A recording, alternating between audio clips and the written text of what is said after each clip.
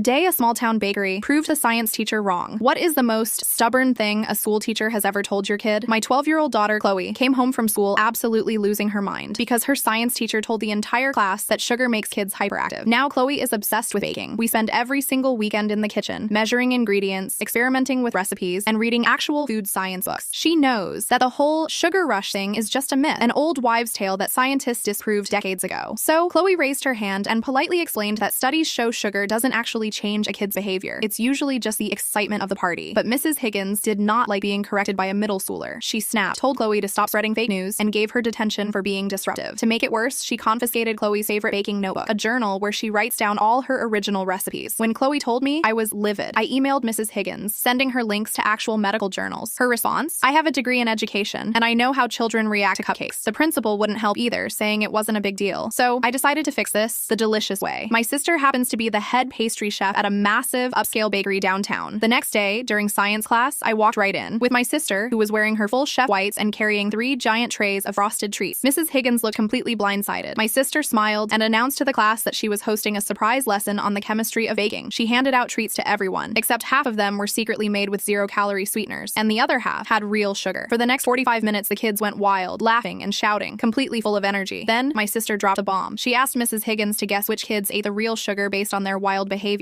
Mrs. Higgins confidently pointed to the loudest group of boys in the back. My sister smirked and revealed those boys had the sugar-free treats. The energy was just from the excitement of a surprise party. The principal, who had walked in to grab a cupcake, looked directly at Mrs. Higgins. The teacher's face turned completely bright red. She silently walked over to her desk, fished Chloe's notebook out of the drawer, and handed it back. Chloe got a standing ovation from her classmates. And Mrs. Higgins? Well, she hasn't mentioned a sugar rush since.